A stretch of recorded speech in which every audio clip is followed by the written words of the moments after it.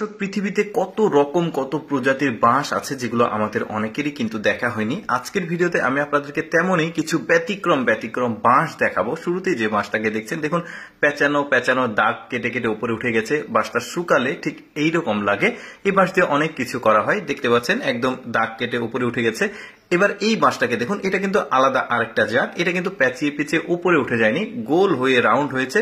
তবে একটু ঢেউ ঢেউ, যে একটু ভালোভাবে খেয়াল করলে দেখবেন গিরাগুলো বেশ চমৎকার, কিন্তু একদম খাড়া উপরে উঠে গেছে। তবে বাঁশগুলো সবগুলোই সোজা দেখা যাচ্ছে। তারপরে এই বাঁশটাকে দেখুন, এই বাঁশটা আবার মনে হচ্ছে কোনো বাটি সাজিয়ে রেখেছে একটার উপর আরেকটা, বেশ চমৎকার। ডালপালাও কিন্তু চারিদিকে ছড়িয়ে গেছে, ডালপালাও কিছুটা ওই রকম। এটার আবার বিভিন্ন কালার রয়েছে, হলুদ কালার, তারপরে আবার সবুজ কালার।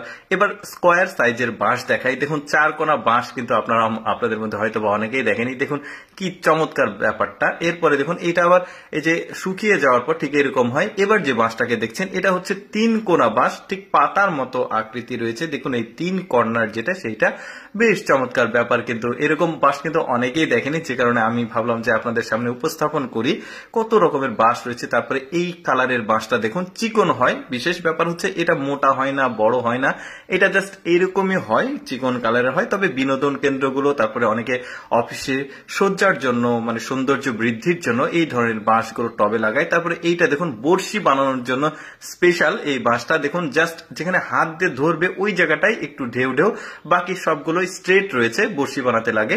এবার যে বাঁশটাকে দেখাচ্ছি, এটা হচ্ছে পৃথিবীর সবচাইতে মোটা জাতের বাঁশ। এটা বাঁশটার নাম হচ্ছে ড্রাগন ব্যাম্বো। এটা চীনের একটা বিশেষ অঞ্চলে 1839 সালের দিকে প্রথম পাওয়া যায় এই বাঁশটা। এই বাঁশটা 36 মিটার পর্যন্ত উঁচু হতে পারে, যেদিক দিয়ে যায় মোটামুটি ওই রকম আর কি উঁচুতে।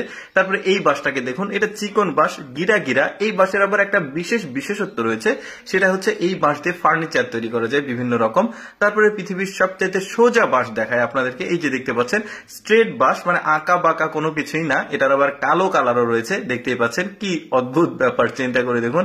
এরপরে এই বাঁশটাকে দেখুন, একটু পেঁচানো সাপের মতো দেখা যাচ্ছে, গিরা একটু বেশি।